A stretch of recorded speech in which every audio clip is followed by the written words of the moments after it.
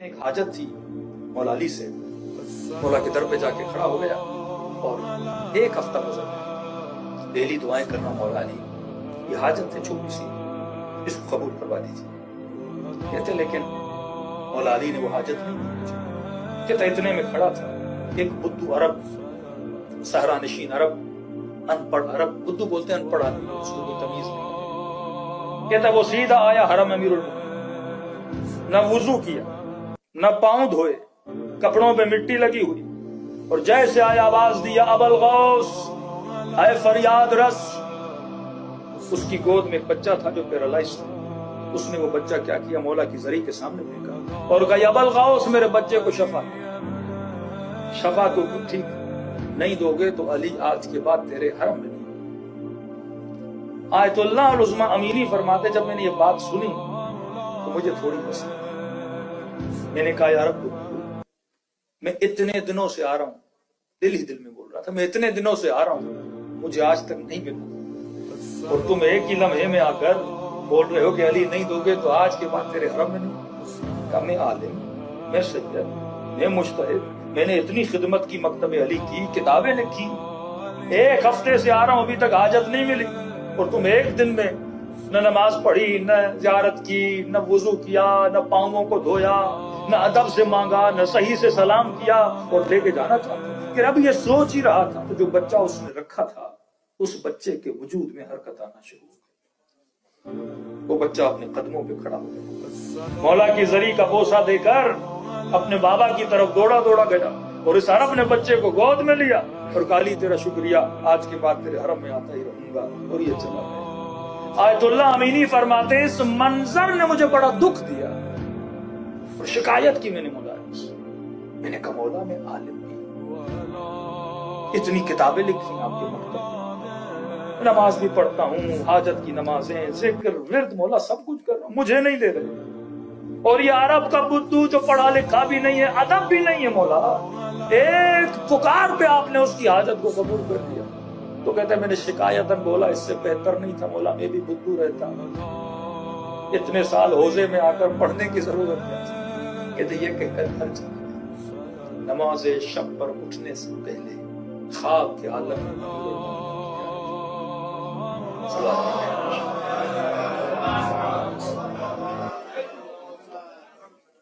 مولا کے چہرے پہ مسکراہٹ تھی، فرمایا امینی کبھی بھی اپنے مولا سے ناراض نہیں، امینی اگر اسے نہ دیتا تو وہ کبھی بھی میرے حرم میں کھڑا ہوتا، عقیدے کا کمزور تھا، لیکن امینی مجھے پتا ہے اگر تجھے نہ بھی دوں تو پھر بھی علی کے دامن کو نہیں چھوڑوں۔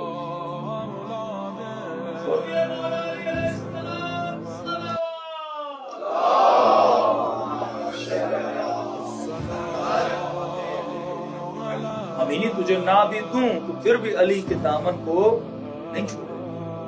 دوسری بات امینی جتنا تجھے عشق ہے نا اپنے مولا سے اتنا ہی علی تجھے پسند، جلدی دے دوں گا تو اتنی تڑپ کے ساتھ میرے حرم میں نہیں آؤں گی، تو ہمارا بھی دل ہے کہ زیادہ سے زیادہ ہمارے حرم۔ دوسرا فرمایا امینی اگر کوئی چیز تمہاری بہتری میں ہو تو علی دے دیتے ہیں، اور اگر کوئی چیز ہم نہیں دیتے تو سمجھ جاؤ وہ چیز تمہاری بہتری میں نہیں ہے۔ حسن ظن رکھنا اپنے رب کی طرف آج جس کی کمی ہے۔ فرمایا غمگین ہونے کی پہلی نشانی زندگیوں سے سکون ہے، اور اس کا تعلق بھی ذات کی محبت ہے۔ دوسرا فرمایا حسد، من نظر الی ما فی ایدی الناس، انسان وہ دیکھے جو لوگوں کے پاس ہے، اس کی وجہ سے حسد بھی پیدا ہوتا ہے اور غم بھی۔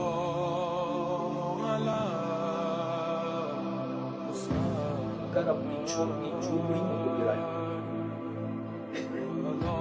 آج جس معاشرے میں ہم رہ رہے ہیں معاشرہ حسرت کا معاشرہ، آج کمپٹیشن ہے ہر چیز میں، مال میں، ہولیے میں، کپڑوں میں، ہر چیز میں بندہ کمپٹیٹ کر، خدا نہ خواستہ خاتون کسی شادی سے ہو کر آئے اور شوہر کے پر کہتے مولانا ڈیلی جاتی ہے کسی شادی میں کوئی زیور دیکھ لیا کہ آج مجھے یہ بھی چاہیے، بیٹا جاتا ہے اسکول میں، کسی کے ہاتھ میں بڑا موبائل دیکھ لیا کہ بابا یہ بھی چاہیے۔ انسان جاتا ہے روڈ پہ، کیونکہ یہ بازار بازار ہے حسرت، یہ بازار بازار ہے رونق۔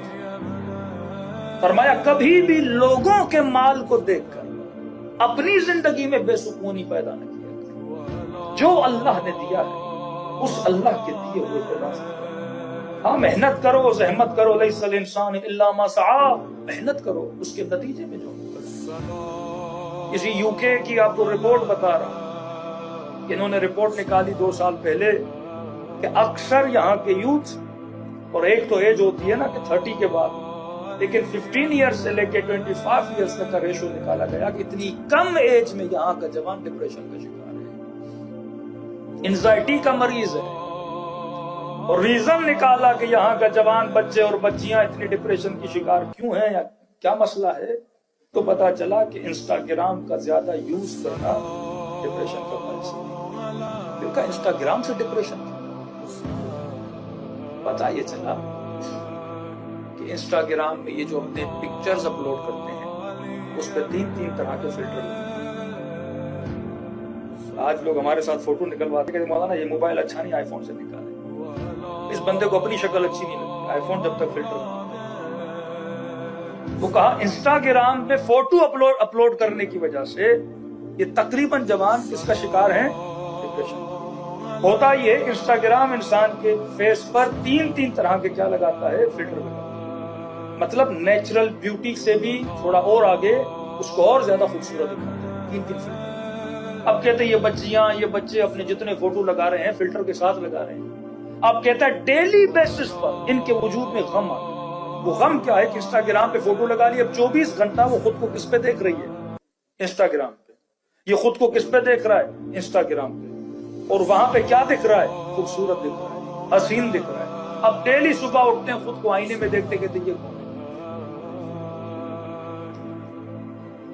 کوئی اور ہے، یہ تمہیں تو نہیں۔ اسے اپنی شکل اچھی نہیں لگتی۔ اب شکل اچھی نہ لگنے کے نتیجے میں بیوٹیشن کا جو کاروبار ہے وہ عروج پہ چلا گیا۔ جس طرح پہلے ہم دیواروں پہ لیئرز لگاتے تھے اچھا بنانے کے لیے، اب میک اپ کے لیئرز لگنا شروع تاکہ بھی ویسا دکھوں۔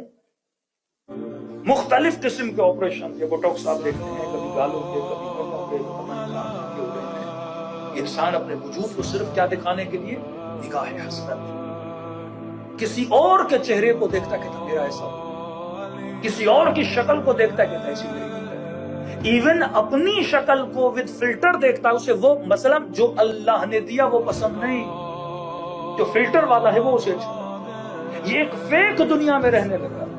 اس نے ایک ایسی کائنات سے محبت کرنا شروع کر دیا، ایک ورچوئل ایسا ورلڈ اس نے اپنے لیے بنا دیا ہے جو اس کا نہیں ہے، جس کا حقیقت سے کوئی تعلق نہیں ہے، لیکن یہ اس کا عاشق بن گیا۔ اب اس کے عشق کی خاطر یہ جب اس کو انسٹا پہ دیکھتا ہے خوش ہوتا ہے، موبائل آف ہوتا ہے، یہ اس کی خوشیاں، اس کے غم اس محبت میں کیا کرنی ہے، تباہ کرنی ہے۔ یہ ڈپریشن کا شکار ہے۔ اب عالم خیال سے نکل کر اس جوان کو اپنے عالم آج واقعاً ہم بھی جب فوٹو لیتے ہیں تو کیوں فلٹر والا موبائل ہمیں اچھا لگتا ہے، کیوں میک اپ والے فوٹو ہمیں اچھے لگتے ہیں، کیونکہ ہم بھی واقعاً اس فیک دنیا کے عاشق ہیں۔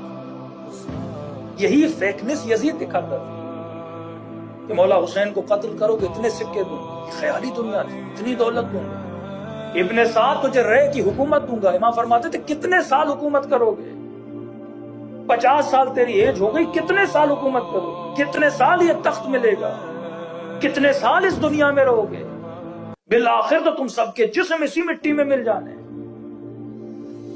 امیر المومنین فرماتے ہیں 70 سال کے انسان سے پوچھو زندگی کیسے گزری، کہے گا خواب کی طرح گزر گئی۔ 80 سال کے انسان سے پوچھو کہے گا خواب کی طرح۔ 25 سال کے جوان سے پوچھو کہے گا خواب کی طرح۔ فرمایا کیوں خواب کے لیے اپنی حقیقت کو تباہ کرنا، کیوں خواب کے لیے اپنی ابدی زندگی کو تباہ کر رہے ہیں؟ موت ایک ایسی حقیقت ہے جس کا منکر کافر بھی نہیں ہو سکتا۔ موت ایک ایسا مقام یقین ہے جس کا منکر کوئی ہندو کو کرسچن بھی نہیں ہو سکتا۔ ہر بندے کو پتا ہے مجھے موت آنی ہے، لیکن سوال یہ ہے امام زین العابدین کی دعا کیا بہترین جملے،